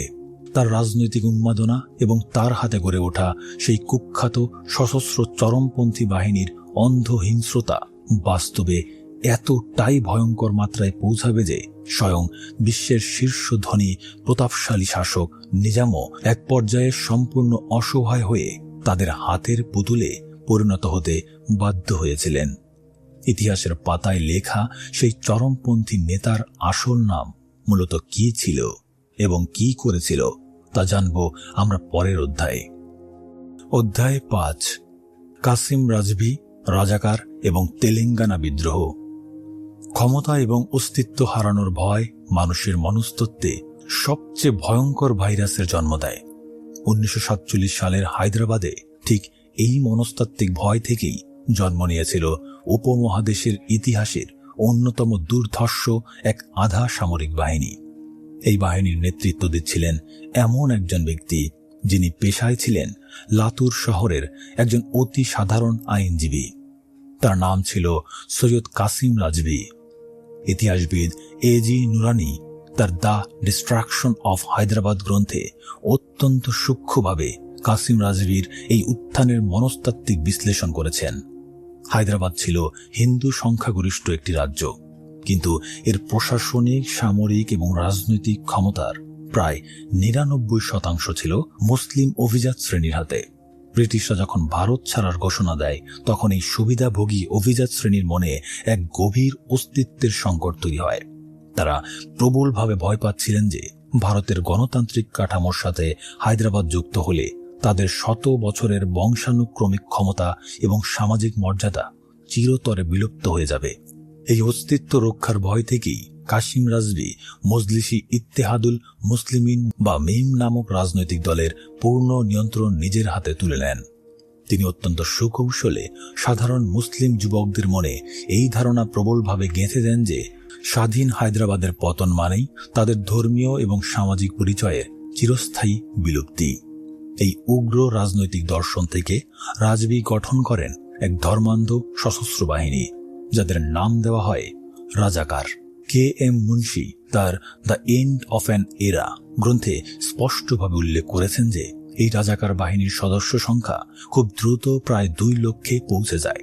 এদের মূল কাজ ছিল সাধারণ হিন্দু নাগরিকদের মধ্যে তীব্র আতঙ্ক তৈরি করা, যাতে তারা ভারতের সাথে যুক্ত হওয়ার কোনো দাবি তুলতে না পারে। রাজাকাররা গ্রামে গ্রামে চরম লুটপাট, অগ্নিসংযোগ এবং নির্বিচারে হত্যাযজ্ঞ চালাতে শুরু করে। রাজ্যের আইন শৃঙ্খলা পরিস্থিতি খুব দ্রুতই সম্পূর্ণ ভেঙে পড়ে। কিন্তু হায়দ্রাবাদের এই অভ্যন্তরীণ অস্থিরতার জন্য কেবল কাসিম রাজভি বা তার রাজাকার বাহিনী এককভাবে দায়ী ছিল না। ইতিহাসের এক চরম বৈপরীত্য হিসেবে ঠিক একই সময়ে হায়দ্রাবাদের অন্য একটি অংশে সম্পূর্ণ ভিন্ন মতাদর্শের একটি সশস্ত্র বিদ্রোহ ভয়াবহ রূপ নিচ্ছিল। এটি ছিল ভারতের কমিউনিস্ট পার্টির নেতৃত্বে গড়ে ওঠা ঐতিহাসিক তেলেঙ্গানা বিদ্রোহ। প্রখ্যাত কমিউনিস্ট নেতা পি সুন্দরাইয়া তার Telangana people's struggle and its lessons গ্রন্থে এই বিদ্রোহের অত্যন্ত বিস্তারিত ঐতিহাসিক প্রেক্ষাপট তুলে ধরেছেন। হায়দ্রাবাদের গ্রামীণ অর্থনীতি ছিল চরম সামন্ততান্ত্রিক। জাগিরদার এবং দেশমুখ নামক জমিদাররা সাধারণ কৃষকদের উপর যুগ যুগ ধরে অবর্ণনীয় শোষণ এবং চরম অত্যাচার চালাচ্ছিল। এই জমিদারদের বেশিরভাগই ছিলেন হিন্দু, আর তাদের শোষণের শিকার সাধারণ কৃষকদের মধ্যে হিন্দু এবং মুসলিম উভয় সম্প্রদায়ের মানুষই ছিল। কমিউনিস্টরা এই শোষিত কৃষকদের সংগঠিত করে জমিদারদের বিরুদ্ধে এক ভয়াবহ সশস্ত্র সংগ্রাম শুরু করে। তারা জমিদারদের হাজার হাজার একর জমি জোরপূর্বক দখল করে সাধারণ কৃষকদের মাঝে বন্টন করে দেয়। ফলে হায়দ্রাবাদের অভ্যন্তরে কার্যত একটি ভয়ঙ্কর ত্রিমুখী গৃহযুদ্ধ শুরু হয়ে যায়। একদিকে নিজামের নিয়মিত পুলিশ এবং সামরিক বাহিনী, অন্যদিকে উগ্র ধর্মীয় উন্মাদনায় অন্ধ সশস্ত্র রাজাকার বাহিনী এবং অপর প্রান্তে শোষণের বিরুদ্ধে মরিয়া হয়ে ওঠা কমিউনিস্ট কৃষকদের গেরিলা দল। কমিউনিস্টদের সশস্ত্র আক্রমণ ঠেকাতে নিজাম সরকার অনেক ক্ষেত্রে সম্পূর্ণ ইচ্ছাকৃতভাবেই রাজাকারদের ব্যবহার করতে শুরু করে। রাজাকাররা কমিউনিস্ট অধ্যুষিত গ্রামগুলোতে ঢুকে নির্বিচারে সাধারণ কৃষকদের হত্যা করতে থাকে এবং জবাবে কমিউনিস্টরাও রাজাকারদের উপর ভয়াবহ গেরিলা আক্রমণ চালায়। এই রক্তক্ষয়ী ত্রিমুখী সংঘর্ষের কারণে হায়দ্রাবাদের সাধারণ মানুষের জীবন সম্পূর্ণ নরকে পরিণত হয়। রাজ্যের আইন শৃঙ্খলা বলতে আর কিছুই অবশিষ্ট ছিল না। কাশিম রাজবীর ক্ষমতা এই সময়ে এতটাই ভয়ঙ্কর মাত্রায় বৃদ্ধি পায় যে খোদ নিজাম মীর উসমান আলী খান কার্যত নিজ রাজপ্রাসাদেই একজন অসহায় বন্দীতে পরিণত হন। রাজবী প্রকাশ্যে অত্যন্ত দাম্ভিকতার সাথে ঘোষণা করেন যে স্বাধীন হায়দ্রাবাদের পতাকা দিল্লির লাল কেল্লায় ওড়ানো হবে। ভারতের স্বরাষ্ট্রমন্ত্রী বল্লভভাই প্যাটেল নয়াদিল্লিতে বসে অত্যন্ত তীক্ষ্ণ দৃষ্টিতে হায়দ্রাবাদের এই ভয়াবহ অভ্যন্তরীণ পতনের দৃশ্য গভীরভাবে পর্যবেক্ষণ করছিলেন। তিনি খুব দ্রুত বুঝতে পারলেন যে হায়দ্রাবাদ ভেতর থেকে সম্পূর্ণ পচে গেছে এবং এটি এখন ভারতের রাষ্ট্রীয় নিরাপত্তার জন্য এক বিশাল চরম হুমকি। প্যাটেল অবিলম্বে হায়দ্রাবাদের চারপাশে এক কঠোর অর্থনৈতিক অবরোধ আরোপ করার চূড়ান্ত নির্দেশ প্রদান করেন। চারদিক থেকে অবরুদ্ধ হায়দ্রাবাদে খাদ্য, ঔষধ, পেট্রোল এবং অন্যান্য নিত্য প্রয়োজনীয় সামগ্রীর সরবরাহ সম্পূর্ণভাবে বন্ধ হয়ে যায়। পুরো রাজ্য এক ভয়াবহ অর্থনৈতিক বিপর্যয়ের মুখে এসে পড়ে। নিজামের নিয়মিত সেনাবাহিনী এবং কাশিম রাজবীর রাজাকার বাহিনীর হাতে থাকা অস্ত্রশস্ত্র ফুরিয়ে আসতে শুরু করে। ভারতের বিশাল সামরিক বাহিনীর সম্ভাব্য আক্রমণের মুখে নিজেদের টিকিয়ে রাখার জন্য নিজামের তখন অত্যন্ত জরুরি ভিত্তিতে আধুনিক অস্ত্র প্রয়োজন ছিল। কিন্তু চারপাশ থেকে অবরুদ্ধ একটি স্বাধীন রাজ্যে বাইরে থেকে অস্ত্র নিয়ে আসা তখন কার্যত সম্পূর্ণ অসম্ভব একটি বিষয় ছিল। এই চরম মরিয়া এবং দম বন্ধ করা পরিস্থিতিতে নিজাম বাধ্য হয়ে এমন এক অবিশ্বাস্য ও ভয়ঙ্কর গোপন চুক্তি করে বসেন যা গোটা উপদ্বীপের রাজনৈতিক সমীকরণ পাল্টে দেয়। এই চুক্তির ফলে পাকিস্তানের করাচি শহর থেকে বিপুল পরিমাণের ভারী আধুনিক অস্ত্রশস্ত্র বোঝাই করে রাতের গভীর অন্ধকারে হায়দ্রাবাদের নিচ্ছিদ্র আকাশ সীমা অত্যন্ত সন্তর্পণে ভেদ করে সরাসরি উড়ে আসতে শুরু করে একটি বিশাল ও অদ্ভুত রহস্যময় বিমান, ঠিক যার ককপিটে বসেছিলেন এক কুখ্যাত এবং অত্যন্ত ধূর্ত প্রকৃতির দুর্ধর্ষ বিদেশি শ্বেতাঙ্গ পাইলট এবং স্মাগলার মানুষ, যার সম্পর্কে জানব আমরা পরবর্তী অধ্যায়ে। অধ্যায় 6, স্নায়ুযুদ্ধ, অবরোধ বনাম স্মাগলিং। 1948 সালের মে মাস। রাতের ঘন অন্ধকার চিরে আরব সাগর থেকে ভারতের আকাশ সীমায় প্রবেশ করল একটি 4 ইঞ্জিন বিশিষ্ট বোমারু বিমান। রাডারের চোখ ফাঁকি দিয়ে বিমানটি অত্যন্ত সন্তর্পণে অবতরণ করল হায়দ্রাবাদের হাকিমপেট গোপন রানওয়েতে। বিমানের ভেতর কোনো সাধারণ যাত্রী ছিল না, বরং সেখানে ঠাসা ছিল হাজার হাজার 303 রাইফেল, স্টেইন গান এবং বিপুল পরিমাণ সামরিক গোলাবারুদ। বিমানের পাইলটের আসনে যিনি বসেছিলেন তিনি কোনো সামরিক বাহিনীর সদস্য ছিলেন না। তিনি ছিলেন ফ্রেডরিক সিডনি কটন, এক কুখ্যাত অস্ট্রেলিয়ান অস্ত্র চোরাকারবারি এবং আন্তর্জাতিক স্মাগলার। ভারত এবং হায়দ্রাবাদের মধ্যে তখন আনুষ্ঠানিকভাবে কোনো যুদ্ধ চলছিল না। 1947 সালের 29 নভেম্বর উভয় পক্ষের মধ্যে একটি স্ট্যান্ড স্টিল এগ্রিমেন্ট বা স্থিতাবস্থা চুক্তি স্বাক্ষরিত হয়েছিল। ঐতিহাসিক ভিপি মেনন তার the story of the integration of the Indian states গ্রন্থে লিখেছেন, এই চুক্তির মূল শর্ত ছিল 1 বছর পর্যন্ত হায়দ্রাবাদ এবং ভারতের সম্পর্ক ঠিক আগের মতোই থাকবে। কিন্তু বাস্তবে উভয় পক্ষই চরমভাবে এই চুক্তির শর্তগুলো লঙ্ঘন করতে শুরু করেছিল। নয়াদিল্লিতে বসে বল্লভভাই প্যাটেল বুঝতে পারছিলেন নিজাম কেবল সময় ক্ষেপণ করছেন। তাই ভারত সরকার হায়দ্রাবাদের ওপর অত্যন্ত সুকৌশলে এক কঠোর অর্থনৈতিক অবরোধ বা ইকোনমিক ব্লকেড আরোপ করে। ভারতীয় প্রশাসন আনুষ্ঠানিকভাবে এই অবরোধের কথা অস্বীকার করলেও বাস্তব পরিস্থিতি ছিল সম্পূর্ণ ভিন্ন। ইতিহাসবিদ A.G. নুরানি তার দ্য ডিস্ট্রাকশন অফ হায়দ্রাবাদ গ্রন্থে অত্যন্ত পরিষ্কারভাবে তুলে ধরেছেন কিভাবে ভারত সরকার হায়দ্রাবাদে খাদ্যশস্য, লবণ, পেট্রোল, মেডিকেল সরঞ্জাম এবং ক্লোরিনের মতো নিত্য প্রয়োজনীয় জিনিসের সরবরাহ সম্পূর্ণ বন্ধ করে দিয়েছিল। ক্লোরিনের অভাবে হায়দ্রাবাদের পানি পরিশোধন ব্যবস্থা ভেঙে পড়েছিল।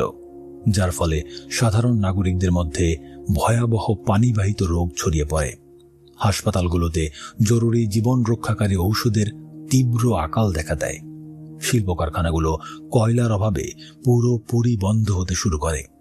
এই অর্থনৈতিক অবরোধের ফলে হায়দ্রাবাদের সাধারণ হিন্দু এবং মুসলিম উভয় সম্প্রদায়ের মানুষের জীবনযাত্রা চরম দুর্দশার মুখে পতিত হয়। এটি ছিল ভারতের একটি কৌশলগত প্রক্সি ওয়ার। অন্যদিকে নিজাম মীর উসমান আলী খানও চুক্তির শর্ত চরমভাবে লঙ্ঘন করছিলেন। তিনি ভারত সরকারকে সম্পূর্ণ অন্ধকারে রেখে পাকিস্তানের অত্যন্ত উচ্চপদস্থ কর্মকর্তাদের সাথে গোপন সামরিক আঁতাত গড়ে তুলেছিলেন। নিজাম তার নিজস্ব সেনাবাহিনী এবং কাশিম রাজবীর রাজাকার বাহিনীর জন্য আধুনিক অস্ত্রের অভাব মেটাতে কোটি কোটি টাকা ব্যয় করতে প্রস্তুত ছিলেন। ঠিক এই সুযোগটি গ্রহণ করে সিডনি কটন। রিচার্ড বক্সেট তার হায়দ্রাবাদ ইন ট্রানজিশন গ্রন্থে সিডনি কটনের এই রোমাঞ্চকর অস্ত্র পাচারের বিস্তারিত বিবরণ দিয়েছেন। কটন পাকিস্তানের করাচি শহর থেকে তার বোমারু বিমানে করে রাতের অন্ধকারে ভারতের আকাশসীমা লঙ্ঘন করে হায়দ্রাবাদে অস্ত্র পাচার শুরু করে। রাতের পর রাত তার বিমানটি অত্যন্ত বিপজ্জনকভাবে নিচু উচ্চতায় উড়ে ভারতীয় রাডার সিস্টেমকে ধোঁকা দিতে সক্ষম হয়েছিল। এই গোপন মিশনগুলো আন্তর্জাতিক অস্ত্র আইনের সরাসরি লঙ্ঘন হওয়া সত্ত্বেও উভয় পক্ষই সম্পূর্ণ নীরব ভূমিকা পালন করে। প্রতি রাতের ফ্লাইটের জন্য কটন নিজামের কাছ থেকে বিপুল পরিমাণ অর্থ আদায় করত। পাকিস্তানের তৎকালীন সরকার এই পাচার কাজে কটনকে সম্পূর্ণ লজিস্টিক সাপোর্ট প্রদান করেছিল। করাচি বিমানবন্দরে অত্যন্ত গোপনে অস্ত্রগুলো বিমানে তোলা হতো এবং সরাসরি হায়দ্রাবাদে পৌঁছে দেওয়া হতো। এই বিপুল পরিমাণ আধুনিক অস্ত্রশস্ত্র সরাসরি রাজাকার বাহিনীর হাতে গিয়ে পৌঁছায়। এর ফলে তারা সাধারণ নাগরিকদের উপর আরও বেশি হিংস্র আক্রমণ চালানোর সাহস এবং ক্ষমতা অর্জন করে। ভারতের গোয়েন্দা সংস্থাগুলো খুব দ্রুতই সিডনি কটনের এই রাতের ফ্লাইটের তথ্য জানতে পারে। ভারতের রাষ্ট্রীয় নিরাপত্তার জন্য এটি ছিল এক চরম অশনি সংকেত, কারণ ভারতের ঠিক মাঝখানে অবস্থিত একটি রাজ্য সরাসরি পাকিস্তানের কাছ থেকে অস্ত্র সাহায্য পাচ্ছিল। এই ঘটনা দুটি রাষ্ট্রের মধ্যে চরম অবিশ্বাস এবং গভীর রাজনৈতিক উত্তেজনা সৃষ্টি করে। প্যাটেল এবং জওহরলাল নেহরু বুঝতে পারলেন স্থিতাবস্থা চুক্তিটি এখন কেবল একটি অর্থহীন কাগজের টুকরো মাত্র। সিডনি কটনের অস্ত্র পাচার এবং অর্থনৈতিক অবরোধের কারণে তৈরি হওয়া চরম মানবিক বিপর্যয় প্রমাণ করছিল যে স্নায়ুযুদ্ধের চরম পর্যায়টি ইতিমধ্যেই অতিক্রান্ত হয়েছে। ভারতীয় সেনাবাহিনীর গোয়েন্দা রিপোর্টে স্পষ্টভাবে সতর্ক করা হলো যে নিজাম যদি এই বিপুল পরিমাণ অস্ত্র দিয়ে তার সামরিক বাহিনীকে পুরোপুরি প্রস্তুত করার পর্যাপ্ত সময় পেয়ে যান, তবে ভারতের অভ্যন্তরে একটি ভয়াবহ দীর্ঘস্থায়ী রক্তক্ষয়ী যুদ্ধ অনিবার্য হয়ে উঠবে। পরিস্থিতি যখন সম্পূর্ণ খাদের কিনারে, তখন মাউন্টব্যাটেন শেষবারের মতো একটি আপোষ মীমাংসার চেষ্টা করেন, কিন্তু নিজাম তার স্বাধীন রাষ্ট্রের অহংকারে সম্পূর্ণ অনড় থাকেন। কাশিম রাজবি প্রকাশ্যে ঘোষণা করেন, ভারতীয় সেনাবাহিনী যদি হায়দ্রাবাদ আক্রমণ করে তবে পুরো দক্ষিণ ভারত এক বিশাল কবরস্থানে পরিণত হবে। এই চরম হুমকির পর ভারত সরকারের আর কোনো কূটনৈতিক পথ খোলা ছিল না। 1948 সালের সেপ্টেম্বর মাসের দ্বিতীয় সপ্তাহে নয়াদিল্লির সাউথ ব্লকে অত্যন্ত গোপনে একটি চূড়ান্ত সামরিক সিদ্ধান্ত গ্রহণ করা হলো। ভারতীয় সেনাবাহিনীর শীর্ষ কমান্ডাররা ভারতের মানচিত্রের উপর হায়দ্রাবাদকে চারদিক থেকে ঘিরে ফেলে একটি সাঁড়াশি আক্রমণের ব্লুপ্রিন্ট তৈরি করলেন। তারা জানতেন এই যুদ্ধে শুধু অস্ত্রের লড়াই হবে না, বরং এটি হবে মনস্তাত্ত্বিক স্নায়ুযুদ্ধের চূড়ান্ত পরীক্ষা। লক্ষ লক্ষ মানুষের জীবন তখন নির্ভর করছিল একটি মাত্র সামরিক আদেশের উপর। পুরো বিশ্ব তখন রুদ্ধশ্বাসে অপেক্ষা করছিল পরবর্তী ভয়ঙ্কর রক্তক্ষয়ী অধ্যায়টি নিজ চোখে দেখার জন্য। এই গোপন সামরিক অভিযানের সাংকেতিক নাম দেওয়া হলো এমন একটি শব্দ যা খুব শীঘ্রই উপমহাদেশের ইতিহাসকে চিরতরে রক্তে রাঙিয়ে দিতে আসছিল, যা সম্পর্কে জানব আমরা পরবর্তী অধ্যায়ে। অধ্যায় 7, অপারেশন পোলো, পুলিশ অ্যাকশন নাকি আগ্রাসন। পৃথিবীর ইতিহাসে খুব কম সামরিক অভিযানই আছে যেখানে আক্রমণকারী দেশ পুরো যুদ্ধটিকে একটি নিছক পুলিশি টহল বলে দাবি করেছে, অথচ সেই অভিযানে ব্যবহার করা হয়েছে বোমারু বিমান, সাঁজোয়া যান এবং হাজার হাজার নিয়মিত সেনা। 1948 সালের 13 সেপ্টেম্বর ভারতীয় সেনাবাহিনী যখন হায়দ্রাবাদের সীমানা অতিক্রম করে, তখন নয়াদিল্লি থেকে বিশ্ব সম্প্রদায়কে জানানো হয়েছিল যে এটি কোনো যুদ্ধ নয়, এটি কেবল একটি পুলিশ অ্যাকশন। কিন্তু আন্তর্জাতিক আইনের দৃষ্টিকোণ থেকে এবং হায়দ্রাবাদের শাসক নিজামের চোখে এটি ছিল একটি স্বাধীন রাষ্ট্রের ওপর সরাসরি সামরিক আগ্রাসন বা মিলিটারি ইনভেনশন। ভারত সরকারের এই অদ্ভুত নামকরণের পেছনে গভীর রাজনৈতিক হিসাব নিকাশ লুকিয়েছিল। ভারতের তৎকালীন স্বরাষ্ট্রমন্ত্রী বল্লভভাই প্যাটেল এবং প্রধানমন্ত্রী জওহরলাল নেহরু খুব ভালো করেই জানতেন যে আনুষ্ঠানিকভাবে যুদ্ধ ঘোষণা করলে আন্তর্জাতিক জাতিসংঘ, পাকিস্তান ও অন্যান্য দেশ ভারতের বিরুদ্ধে সরাসরি আগ্রাসনের অভিযোগ তুলবে। তাই তারা অত্যন্ত চতুরতার সাথে যুক্তি দিলেন যে হায়দ্রাবাদ ভারতেরই একটি অবিচ্ছেদ্য অংশ এবং সেখানে কাশিম রাজবীর রাজাকার বাহিনী যে ব্যাপক বিশৃঙ্খলা ও গণহত্যা চালাচ্ছে তা দমনের জন্যই ভারতীয় পুলিশ সেখানে প্রবেশ করছে। যেহেতু সাধারণ পুলিশের পক্ষে বিপুল সংখ্যক সশস্ত্র রাজাকারের মোকাবিলা করা সম্পূর্ণ অসম্ভব, তাই পুলিশকে সাহায্য করার জন্যই মূলত সামরিক বাহিনীকে সেখানে পাঠানো হচ্ছে। ইতিহাসবিদ A.G. নুরানি তার দ্য ডিস্ট্রাকশন অফ হায়দ্রাবাদ গ্রন্থে অত্যন্ত স্পষ্টভাবে উল্লেখ করেছেন যে এই পুলিশ অ্যাকশন শব্দটি ছিল সম্পূর্ণ একটি রাজনৈতিক ধোঁয়াশা। বাস্তব সামরিক পরিভাষায় এটি ছিল অপারেশন পোলো, একটি পুরোদস্তুর এবং সুপরিকল্পিত সাঁড়াশি সামরিক আক্রমণ। মেজর জেনারেল জয়ন্তনাথ চৌধুরীর নেতৃত্বে ভারতীয় সেনাবাহিনীর ফার্স্ট আর্মার্ড ডিভিশন যখন হায়দ্রাবাদের সীমানায় প্রবেশ করে, তখন তাদের সাথে ছিল দ্বিতীয় বিশ্বযুদ্ধে ব্যবহৃত অত্যন্ত শক্তিশালী শারম্যান ট্যাঙ্ক। ভারতীয় বাহিনী মূলত 5টি ভিন্ন ভিন্ন দিক থেকে একযোগে হায়দ্রাবাদকে আক্রমণ করেছিল। এর মধ্যে সবচেয়ে ভয়াবহ আক্রমণটি এসেছিল পশ্চিম দিকের সোলাপুর ফ্রন্ট থেকে। ভারতীয় পদাতিক বাহিনীর পেছনে পেছনে যখন দৈত্যাকার শারম্যান ট্যাঙ্কগুলো হায়দ্রাবাদের মাটি কাঁপিয়ে অগ্রসর হতে শুরু করলো, তখন তাদের বাধা দেওয়ার জন্য সামনে এসে দাঁড়ালো হায়দ্রাবাদের নিজস্ব সেনাবাহিনী বা স্টেট ফোর্স এবং কাশিম রাজবীর রাজাকার বাহিনী। সামরিক দৃষ্টিকোণ থেকে এটি ছিল শতাব্দীর অন্যতম এক অসম এবং মর্মান্তিক যুদ্ধ। মেজর জেনারেল সৈয়দ আহমেদ আল এদ্রুসের নেতৃত্বে হায়দ্রাবাদ স্টেট ফোর্সের সৈন্য সংখ্যা ছিল মাত্র 22,000। তাদের হাতে থাকা অস্ত্রগুলো ছিল মূলত প্রথম বিশ্বযুদ্ধের আমলের পুরনো প্রযুক্তির, আর কাশিম রাজবীর রাজাকার বাহিনীর অবস্থা ছিল আরও করুণ। ইতিহাসবিদ রামচন্দ্র গুহ তার ইন্ডিয়া আফটার গান্ধী গ্রন্থে এই যুদ্ধের এক ভয়াবহ বাস্তব চিত্র নিখুঁতভাবে তুলে ধরেছেন। রাজাকাররা আধুনিক সামরিক কৌশল সম্পর্কে সম্পূর্ণ অজ্ঞ ছিল। তারা পুরনো 303 রাইফেল, তলোয়ার এবং বর্ষা হাতে নিয়ে চরম উন্মাদনায় ভারতীয় বাহিনীর বিশাল শারম্যান ট্যাঙ্কের সামনে বুক চিতিয়ে দাঁড়িয়েছিল। তাদের অন্ধবিশ্বাস ছিল যে ধর্মীয় উন্মাদনা দিয়ে আধুনিক সাজোয়াজানের গোলা প্রতিহত করা সম্ভব, কিন্তু যুদ্ধক্ষেত্রে বাস্তবতার নির্মম আঘাত ছিল ভয়ঙ্কর। ভারতীয় ট্যাঙ্কের অবিরাম গোলা বর্ষণ এবং মেশিন গানের গুলির মুখে হায়দ্রাবাদের প্রতিরক্ষাব্যূহ আক্ষরিক অর্থেই তাসের ঘরের মতো সম্পূর্ণ ভেঙে পড়তে শুরু করে।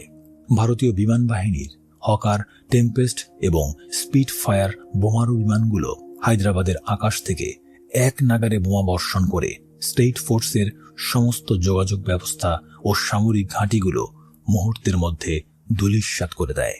মাত্র 109 ঘন্টার এই তীব্র অসম সামরিক অভিযানে কাশিম রাজবীর দাম্ভিক রাজাকার বাহিনী কার্যত নিশ্চিহ্ন হয়ে যায়। যুদ্ধের ময়দানে কোনো অলৌকিক ঘটনা ঘটেনি। আধুনিক বিজ্ঞান এবং উন্নত প্রযুক্তির তৈরি সামরিক অস্ত্রের সামনে ধর্মীয় আবেগ সম্পূর্ণ অর্থহীন প্রমাণিত হয়। মেজর জেনারেল এদ্রুস খুব দ্রুতই বুঝতে পেরেছিলেন যে আধুনিক অস্ত্রে সজ্জিত বিশাল ভারতীয় সেনাবাহিনীর সামনে তার বাহিনীর প্রতিরোধ সম্পূর্ণ অর্থহীন এবং আত্মঘাতী। তিনি তার সৈন্যদের অযথাই রক্তপাত এড়াতে পিছু হটার নির্দেশ প্রদান করেন।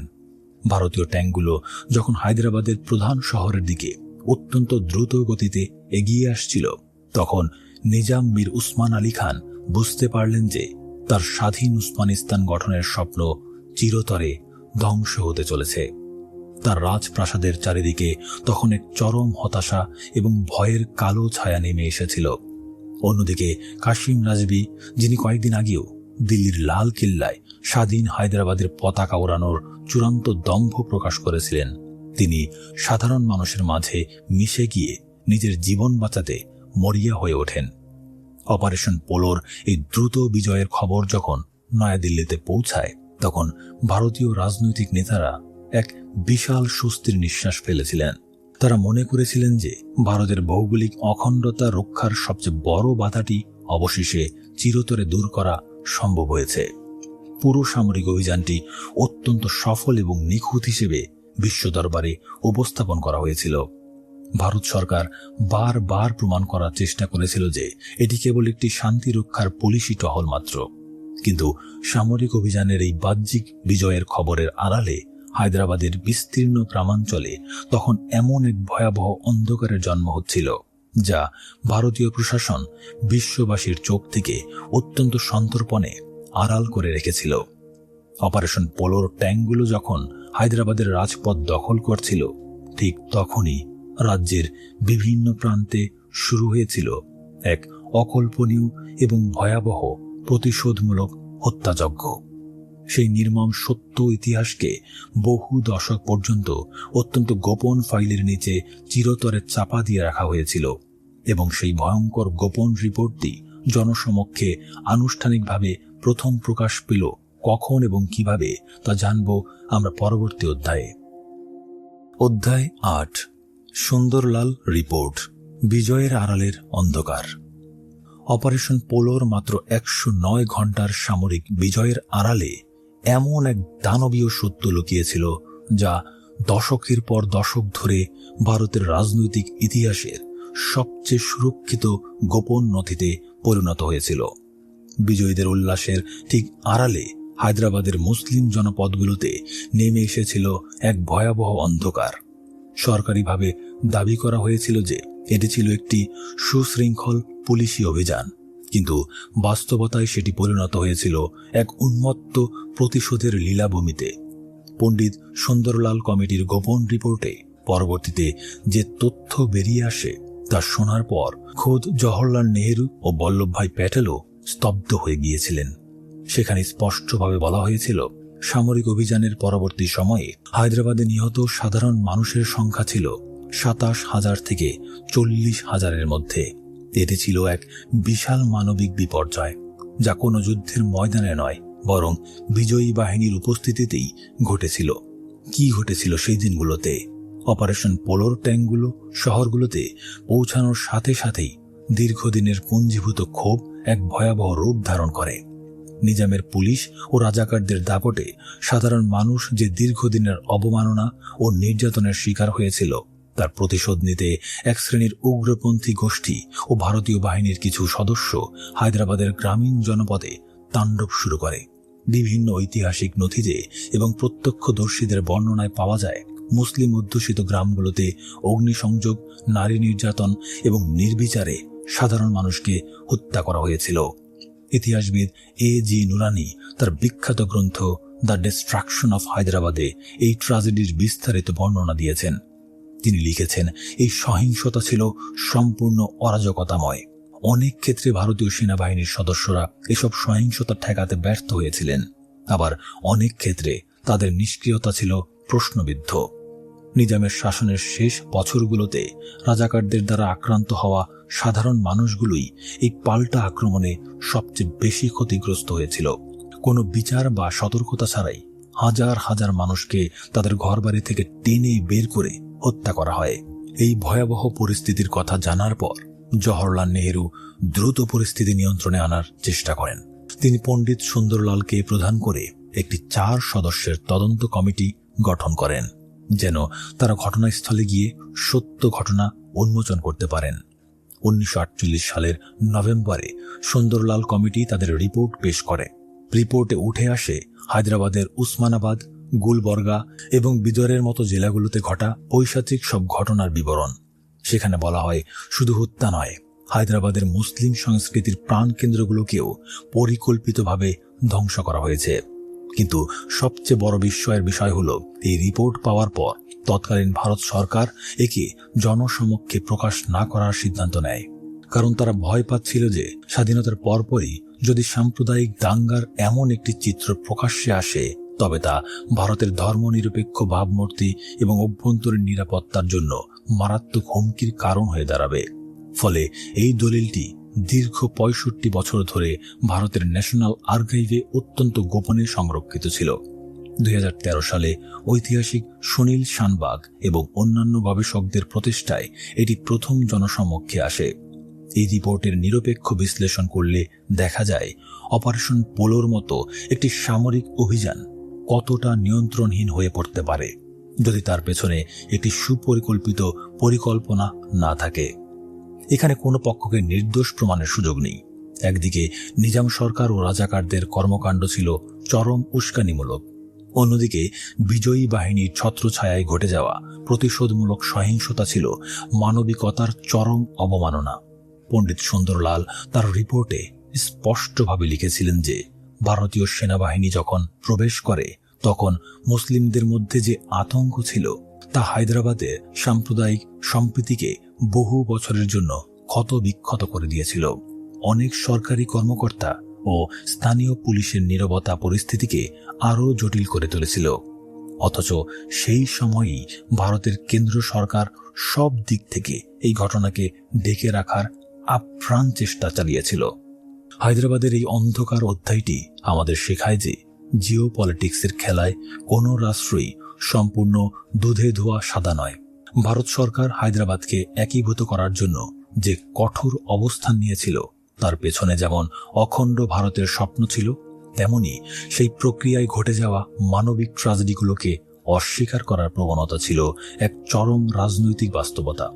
ইতিহাস যখন তার দীর্ঘ নীরবতা ভেঙে সত্যের মুখ উন্মোচন করে, তখন আর কোনো রাজনৈতিক অজুহাতই সেই লাখো মানুষের আর্তনাদকে ঢাকতে পারে না। আজকের আধুনিক ভারত কিংবা পাকিস্তানের কাছে হয়তো এই ঘটনাটি কেবল কিছু পরিসংখ্যান মাত্র, কিন্তু হায়দ্রাবাদের মাটির নিচে মিশে থাকা হাজার হাজার মানুষের হাড় এখনো সেই করুণ রাতের ভয়ঙ্কর সাক্ষী বহন করছে। পুরো হায়দ্রাবাদ তখন পরিণত হয়েছিল এক শোকের উপত্যকায়। একদিকে সামরিক বিজয়ের আনুষ্ঠানিকতা চলছে, অন্যদিকে ধসে পড়া নিজামের ক্ষমতার সিংহাসন থেকে তখন ভেসে আসছে এক বৃদ্ধ শাসকের করুণ আহাজারি। রেডিও ডেকান থেকে যখন সেই বয়স্ক কণ্ঠটি সুর করে ঘোষণা দিল যে তারা ভারতের সাথে যুক্ত হতে বাধ্য হচ্ছে, তখন শহরের রাজপথে বিজয় মিছিলে থাকা হাজার হাজার মানুষের চিৎকারের আড়ালে হারিয়ে গেল এক রাজকীয় বংশের কয়েকশো বছরের ঐতিহ্যের শেষ ধ্বনি, নিজাম মীর উসমান আলী খান, যিনি একসময় বলতেন তার অঢেল সম্পদ দিয়ে তিনি পুরো দুনিয়া কিনে নিতে পারেন। তিনি এখন তার প্রাসাদের রুদ্ধ দরজার আড়ালে বসে হিসাব মেলাচ্ছেন। তার এই বিপুল ঐশ্বর্য এবং ক্ষমতার বিনিময়ে ইতিহাসে তার নাম কি শেষ পর্যন্ত একজন বিশ্বাসঘাতক হিসেবেই রয়ে যাবে, নাকি তাকে দেওয়া হবে পরাজিত সম্রাটের সম্মান? পরদিন সকালেই নিজামের দরবারে প্রবেশ করলেন ভারতের সেই কূটনীতিক, যার প্রতিটি কথা এবং প্রতিটি পদক্ষেপ ছিল হায়দ্রাবাদের রাজকীয় ইতিহাসের জন্য এক একটি চূড়ান্ত পেরেক, যা জানব আমরা পরবর্তী অধ্যায়ে। অধ্যায় 9, ক্ষমতার পালাবদল এবং একটি যুগের অবসান। 1948 সালের 17 সেপ্টেম্বর হায়দ্রাবাদের ইতিহাসে সবচেয়ে দীর্ঘ ও নিস্তব্ধ একটি সকাল।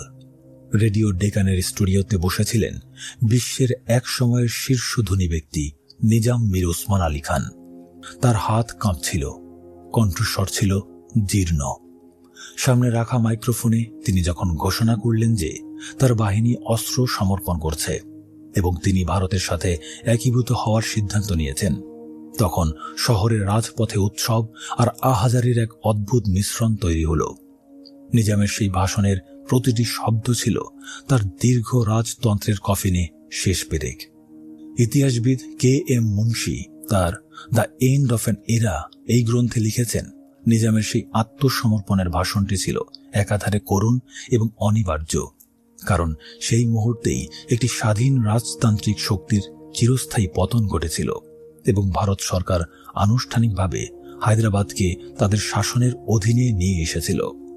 নিজামের এই আত্মসমর্পণ কোনো আকস্মিক সিদ্ধান্ত ছিল না, এটি ছিল চারদিকের চরম সামরিক চাপ, সিডনি কটনের অস্ত্রের উৎসের অবসান এবং কাশিম রাজবীর রাজাকার বাহিনীর চূড়ান্ত বিপর্যয়ের এক অবশ্যম্ভাবী ফল। নিজাম যখন আত্মসমর্পণ করলেন তখন তার প্রাসাদের চারপাশ ঘিরে ছিল ভারতীয় ট্যাঙ্ক এবং সেনাদল, কিন্তু বিস্ময়করভাবে ভারত সরকার নিজামের সাথে কোনো প্রকার অসম্মানজনক আচরণ করেনি। বল্লভভাই প্যাটেল জানতেন, নিজামকে ক্ষমতাচ্যুত করা হলেও তাকে সম্পূর্ণ অপদস্থ করা ভারতের দীর্ঘমেয়াদী স্থিতিশীলতার জন্য ক্ষতিকর হতে পারে। প্যাটেল দূরদর্শী ছিলেন। তিনি নিজামকে হায়দ্রাবাদের রাজপ্রমুখ বা আনুষ্ঠানিক প্রধান হিসেবে ঘোষণা করলেন। এটি ছিল এক অদ্ভুত কূটনৈতিক সমঝোতা, যেখানে নিজাম নামে মাত্র প্রধান ছিলেন, কিন্তু প্রকৃত ক্ষমতা চলে এসেছিল গণতান্ত্রিক ভারতের কেন্দ্রীয় প্রশাসনের হাতে। এই ক্ষমতার পালাবদল কেবল একটি প্রশাসনিক পরিবর্তন ছিল না, এটি ছিল একটি গভীর মনস্তাত্ত্বিক রূপান্তর। হায়দ্রাবাদের মানুষ এতদিন রাজতন্ত্রের অধীনে এক বিশেষ শাসনাধীনে অভ্যস্ত ছিল, যেখানে নিজামী ছিল ঈশ্বরতুল্য। রাতারাতি সেই রাজতান্ত্রিক ব্যবস্থাকে ভেঙে গণতান্ত্রিক ভারতের অঙ্গরাজ্য হিসেবে মানিয়ে নেওয়া সাধারণ মানুষের জন্য সহজ ছিল না। প্রশাসনিক ক্ষেত্রে ভারত সরকার দ্রুত সিভিল সার্ভিস কর্মকর্তাদের নিয়োগ দিল, যারা হায়দ্রাবাদের প্রাচীন ও জীর্ণ শাসন ব্যবস্থাকে ভারতের আধুনিক সংবিধানের আওতায় নিয়ে আসার কাজ শুরু করল। নিজামের নিজস্ব মুদ্রা উসমানিয়া সিক্কার বদলে ভারতীয় রুপি চালু হল। ডাক ব্যবস্থা, রেলওয়ে এবং বিচার ব্যবস্থাকে একীভূত করা হল দিল্লির কেন্দ্রীয় কাঠামোর সাথে। এই রূপান্তর প্রক্রিয়ায় এক শ্রেণীর অভিজাত মুসলিম কর্মকর্তা তাদের পুরনো প্রভাব হারিয়ে ফেলেছিলেন। অন্যদিকে দীর্ঘদিন ক্ষমতার বাইরে থাকা হিন্দু জনগোষ্ঠী নতুন প্রশাসনের অংশ হতে শুরু করেছিল। এই প্রশাসনিক রদবদলে হায়দ্রাবাদের পুরনো সামন্ততান্ত্রিক কাঠামো ভেঙে চুরমার হয়ে যায়। নিজামের ব্যক্তিগত জীবনের চিত্রটিও ছিল অত্যন্ত ট্র্যাজিক। তার যে বিপুল সম্পদ নিয়ে বিশ্বের মানুষ স্বপ্ন দেখত, সেই সম্পদের একটি বিশাল অংশ ভারত সরকার হায়দ্রাবাদ স্টেট ফান্ড হিসেবে অধিগ্রহণ করে। নিজামকে একটি নির্দিষ্ট ভাতার উপর নির্ভর করতে হয়েছিল, যা তার আগের রাজকীয় জীবনের তুলনায় ছিল নগণ্য। তার বংশধরদের অনেকেই এই নতুন বাস্তবতাকে মেনে নিতে পারেননি। অনেকে দেশ ছেড়ে পাড়ি জমিয়েছিলেন। হায়দ্রাবাদের সেই শান শওকতপূর্ণ রাজপ্রাসাদগুলো এখন ভারতীয় কর্মকর্তাদের সরকারি দপ্তরে পরিণত হতে শুরু করল। একদিকে নিজামের আত্মসমর্পণ এবং ক্ষমতাচ্যুতির বেদনা, অন্যদিকে ভারতের একীভূত হওয়ার জাতীয়তাবাদী আনন্দ। এই দুই বিপরীতমুখী স্রোত হায়দ্রাবাদের সমাজকে ভেতর থেকে ভীষণভাবে নাড়িয়ে দিয়েছিল। ইতিহাসের ছাত্ররা এই ঘটনাকে বিশ্লেষণ করেন এক প্রথাগত সামন্ততান্ত্রিক ব্যবস্থার উপর আধুনিক গণতান্ত্রিক রাষ্ট্রের বিজয়ের প্রতীক হিসেবে। তবে এই বিজয়ের আড়ালে লুকিয়েছিল কিছু প্রশ্ন, যা হায়দ্রাবাদের সাধারণ মানুষের মনে দীর্ঘস্থায়ী ক্ষত তৈরি করেছিল। অপারেশন পোলোর পরবর্তী সময়কালে ঘটে যাওয়া প্রতিশোধমূলক সহিংসতা এবং নতুন প্রশাসনিক ব্যবস্থার প্রতি আস্থাহীনতা সমাজকে নতুন করে মেরুকরণ করছিল। নিজামের রাজত্ব শেষ হলেও তার শাসনের অনেক স্মৃতি এবং ক্ষোভ দগদগে হয়ে রয়ে গিয়েছিল। হায়দ্রাবাদ যে এখন ভারতের একটি অঙ্গরাজ্য, এটি মেনে নেওয়া অনেকের কাছেই ছিল আত্মপরিচয় হারানো।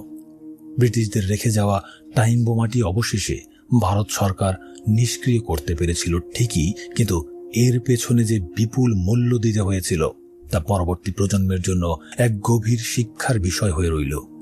ভারতের মানচিত্র অখণ্ড হলেও এই অখণ্ডতার পেছনে লুকিয়ে থাকা কাশ্মীর ও হায়দ্রাবাদের মতো রাজ্যগুলোর ইতিহাসের অসঙ্গতি আজও রাজনৈতিক বিতর্কের কেন্দ্রবিন্দুতে টিকে আছে।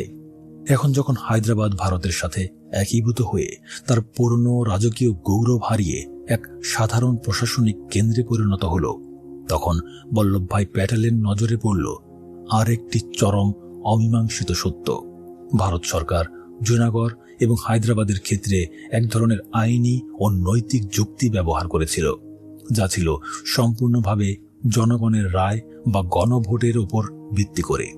এই একই যুক্তি বা স্ট্যান্ডার্ড যদি ভারতের উত্তর প্রান্তের সেই হিমালয় ঘেরা বিশাল উপত্যকা কাশ্মীরের ক্ষেত্রে প্রয়োগ করা হয়, তবে ভারতের আইনি অবস্থান কতটুকু টিকবে? প্যাটেল এবং নেহেরু জানতেন কাশ্মীর বিষয়টি হায়দ্রাবাদের মতো সহজ নয়। সেখানে কেবল পাকিস্তান নয়, সেখানে জড়িত ছিল আন্তর্জাতিক বিশ্বের স্বার্থ এবং মানচিত্রের এমন এক সংবেদনশীল অংশ যা উপমহাদেশের ভবিষ্যৎকে চিরতরে উত্তপ্ত করে রাখবে। জুনাগড় ও হায়দ্রাবাদের সাফল্যের পর ভারতের নীতি নির্ধারকদের কাছে কাশ্মীর তখন এক নতুন এবং আরও ভয়ঙ্কর ভূ রাজনৈতিক ধাঁধার মতো সামনে এসে দাঁড়ালো, যার প্রতিটি চালের পরিণতি ছিল আরও বেশি জটিল ও রক্তক্ষয়ী। এই জটিল ধাঁধার উত্তর খুঁজতে গিয়ে প্যাটেল এমন এক ঐতিহাসিক বাস্তবতার মুখোমুখি হলেন যা তাকে বাধ্য করল নিজেরই আগের যুক্তিগুলো পুনর্বিবেচনা করতে। ভারতের কেন্দ্রীয় দপ্তরে বসে তিনি যখন কাশ্মীরের ফাইলটি খুললেন, তখন তার চোখের সামনে ভেসে উঠল এমন এক চিত্র যা বলে দিচ্ছিল খেলার নাম এখন আর কেবল ভারতের অভ্যন্তরীণ সংহতি নয়, খেলার নাম এখন দুই দেশের অস্তিত্ব রক্ষার চিরন্তন যুদ্ধ। অধ্যায় 10, জুনাগড়, হায়দ্রাবাদ এবং কাশ্মীর, ইতিহাসের নির্মম দ্বৈতনীতি। আন্তর্জাতিক রাজনীতিতে নৈতিকতা বা আদর্শের কোনো ধ্রুবক অবস্থান নেই। এখানে কেবল টিকে থাকার স্বার্থ এবং ক্ষমতার অঙ্কই চূড়ান্ত সত্য। 1947 থেকে 1948 সালের সময়কালটি ইতিহাসের পাতায় এক বিশাল নৈতিক প্রতারণার দলিল হিসেবে টিকে থাকবে। আমরা যখন জুনাগড়, হায়দ্রাবাদ এবং কাশ্মীরের ঘটনা প্রবাহের দিকে তাকাই, তখন অদ্ভুত এক দ্বৈত নীতি বা ডাবল স্ট্যান্ডার্ডের অস্তিত্ব দেখতে পাই। ভারত ও পাকিস্তান উভয় রাষ্ট্রই তাদের নিজস্ব ভূ রাজনৈতিক সুবিধার্থে সত্যকে ভেঙেছে এবং নিজের প্রয়োজনে নতুন সত্য তৈরি করেছে। এটি কোনো হিরো বা ভিলেনের গল্প নয়, এটি কেবল ক্ষমতার এক নির্মম রিয়েল পলিটিক বা বাস্তববাদী রাজনীতির আখ্যান। জুনাগড় এবং হায়দ্রাবাদের ক্ষেত্রে ভারত সরকারের মূল আইনি যুক্তি ছিল জনগণের ইচ্ছা বা ডেমোক্রেটিক ম্যান্ডেট। ভারত দাবি করেছিল যেহেতু এই দুই রাজ্যে জনগণের সংখ্যাগরিষ্ঠ অংশ হিন্দু, তাই শাসকের সিদ্ধান্তের চেয়ে জনগণের ইচ্ছাই বড়।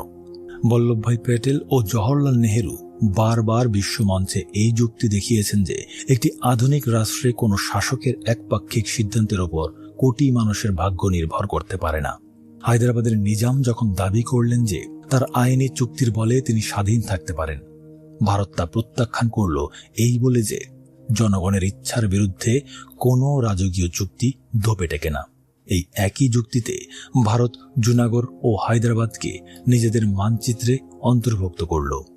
এটি ছিল সেই সময়ের প্রেক্ষাপটে এক আধুনিক গণতান্ত্রিক যুক্তি যা আন্তর্জাতিক সম্প্রদায়কে অনেকটা সন্তুষ্ট করেছিল। কিন্তু কাশ্মীর ইস্যুতে গিয়ে ভারতের এই গণতান্ত্রিক যুক্তি সম্পূর্ণ উল্টে গেল। কাশ্মীরের ক্ষেত্রে ভারত কোনো জনমতের তোয়াক্কা না করে রাজা হরি সিং এর স্বাক্ষর করা ইনস্ট্রুমেন্ট অফ অ্যাক্সেশন বা একীভূতকরণ চুক্তিকে একমাত্র বৈধ দলিল হিসেবে উপস্থাপন করল। এখানে রাজা হিন্দু ছিলেন, অথচ প্রজা ছিল মুসলিম সংখ্যাগরিষ্ঠ। ভারত যখন কাশ্মীরের ক্ষেত্রে শাসকের স্বাক্ষরকে প্রধান করে তুলল, তখন জুনাগড় বা হায়দ্রাবাদের সেই জনগণের রায়ের যুক্তিটি কোথায় হারিয়ে গেল? প্রখ্যাত ইতিহাসবিদ এবং বিশ্লেষকরা এই মুহূর্তটিকে ভারতীয় পররাষ্ট্রনীতির সবচেয়ে বড় প্যারাডক্স হিসেবে চিহ্নিত করেন। পাকিস্তানও এই দ্বৈত নীতির খেলাটি খেলেছে উল্টো দিক থেকে। তারা জুনাগড় এবং হায়দ্রাবাদের ক্ষেত্রে শাসকের সিদ্ধান্তের পরম অধিকার বা প্যারামাউন্সিকে সমর্থন করেছিল, কিন্তু কাশ্মীরের ক্ষেত্রে তারা হঠাৎ করেই জনগণের রায় বা গণভোটের দাবি তুলে বসল। অর্থাৎ উভয় রাষ্ট্রই পরিস্থিতির প্রয়োজনে নিজেদের নীতিকে পরিবর্তন করেছে। এটি জিওপলিটিক্সের অকাট্য সত্য।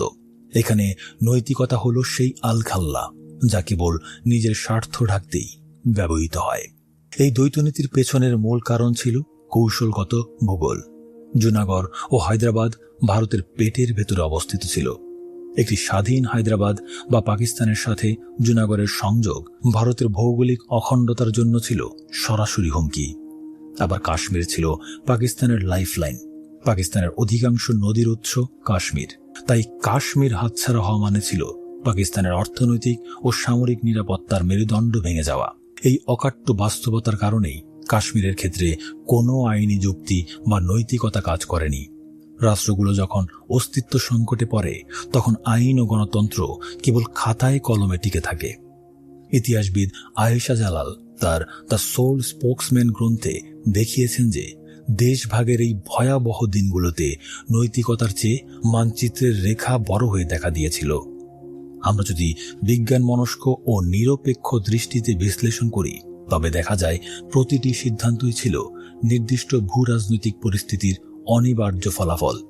জুনাগড় বা হায়দ্রাবাদের পতন এবং কাশ্মীরের রক্তক্ষয়ী বিবাদ সবকিছুর মূল কেন্দ্রবিন্দুতে ছিল ব্রিটিশদের রেখে যাওয়া সেই আইনি ফাঁক, যা পরিকল্পিতভাবে অখণ্ড ভারতকে কয়েক টুকরো করার প্রেক্ষাপট তৈরি করেছিল।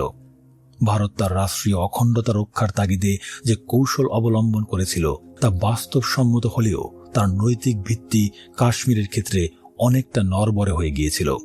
অন্যদিকে পাকিস্তান জুনাগড়কে ব্যবহার করে ভারতের ওপর যে মনস্তাত্ত্বিক চাপ সৃষ্টি করতে চেয়েছিল তা শেষ পর্যন্ত কাশ্মীরের ক্ষেত্রে এক দীর্ঘস্থায়ী যুদ্ধের মরণ ফাঁদ হয়ে দাঁড়িয়েছে। এই তিনটি রাজ্যের ঘটনা প্রবাহ আমাদের শিক্ষা দেয় যে কোনো ভূখণ্ডই আসলে আইনি দলিলে বন্দী থাকে না, তা বন্দী থাকে বন্দুকের নল এবং ক্ষমতার ভারসাম্যে। ইতিহাস আমাদের বলে, রাষ্ট্র যখন তার সীমানা রক্ষার লড়াই করে তখন সে আড়ালে নিজের অস্তিত্বের সীমানা নির্ধারণ করে, আর সেই সীমানা নির্ধারণের প্রক্রিয়ায় হাজার হাজার মানুষের জীবন, শত শত বছরের সংস্কৃতি এবং লাখো মানুষের স্বপ্ন ধুলোয় মিশে যায়। আজকের দিনে যখন আমরা কাশ্মীর, জুনাগড় বা হায়দ্রাবাদ নিয়ে আলোচনা করি তখন আমাদের মনে রাখা প্রয়োজন যে এগুলো কেবল ইতিহাসের অধ্যায় নয়, এগুলো হলো সেই ক্ষত যা আজও ভারত ও পাকিস্তানের পারস্পরিক আস্থার সংকটকে টিকিয়ে রেখেছে। জিওপলিটিক্সের এই নির্মম রিয়েলিটিতে কোনো চূড়ান্ত জয় বা পরাজয় নেই, আছে কেবল নিরন্তর লড়াই। আজকের এই অখণ্ড ভারতের অখণ্ডতা বা পাকিস্তানের অস্তিত্ব সবই দাঁড়িয়ে আছে 1947 থেকে 1948 সালের সেই রক্তাক্ত সিদ্ধান্তের ওপর। কিন্তু ইতিহাসের দাবার বোর্ডে সব গুটি এখনো সাজানো শেষ হয়নি। কাশ্মীরের আকাশে আজও যে মেঘ জমে আছে তা সেই পুরনো ঝড়েরই প্রতিধ্বনি।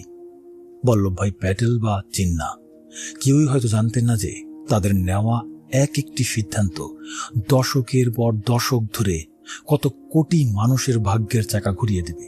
তবে ইতিহাসের এই রহস্যময় অলিগলি পেরিয়ে আমরা যখন সামনের দিকে তাকাই তখন দেখি সেই পুরনো টাইম বোমাটি এখনো টিক টিক করছে, আর সেই টাইম বোমাটির চাবি এখনো এমন এক ব্যক্তির হাতে যিনি হয়তো বর্তমানেই সেই সংবেদনশীল সীমানা নিয়ে এক নতুন যুদ্ধের ছক কষছেন, যা বদলে দিতে পারে পুরো দক্ষিণ এশিয়ার আগামী 1 শতাব্দীর ইতিহাস।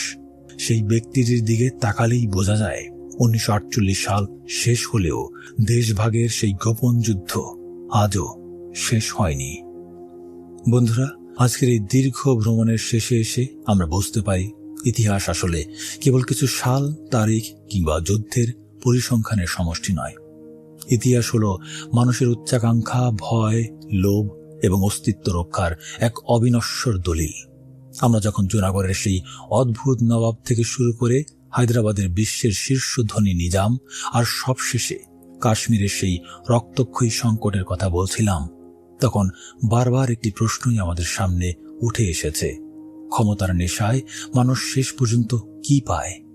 আমরা দেখেছি 1948 সালের সেই সন্ধিক্ষণে ব্রিটিশদের রেখে যাওয়া টাইম বোমা কিভাবে পুরো উপদ্বীপকে এক অনিশ্চিত গন্তব্যের দিকে ঠেলে দিয়েছিল। একদিকে যখন গণতন্ত্রের দোহাই দিয়ে সীমান্ত রেখা টানা হচ্ছিল, ঠিক তখনই অন্যদিকে স্বার্থের প্রয়োজনে সেই একই যুক্তিকে পাশ কাটিয়ে নিজের সুবিধা মতো নতুন নতুন কৌশল তৈরি করা হচ্ছিল।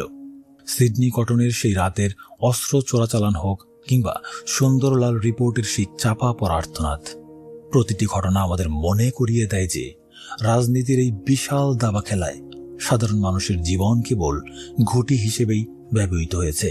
আজ এই ভিডিওর শেষে এসে আমি আপনাদের ওপর একটি প্রশ্নই ছেড়ে দিচ্ছি। আমরা কি আজও সেই 1947 সালের সেই একই দ্বৈত নীতির বৃত্তে আটকা পড়ে আছে? আজকের এই আধুনিক যুগেও কি ভূরাজনীতির অঙ্কের কাছে মানবিকতা আজও গৌণ? ইতিহাসের এই ক্ষতগুলো আজও আমাদের আঙ্গুল দিয়ে দেখিয়ে দেয় যে সীমানা দিয়ে হয়তো দেশ আলাদা করা যায়, কিন্তু ইতিহাসকে আলাদা করা অসম্ভব।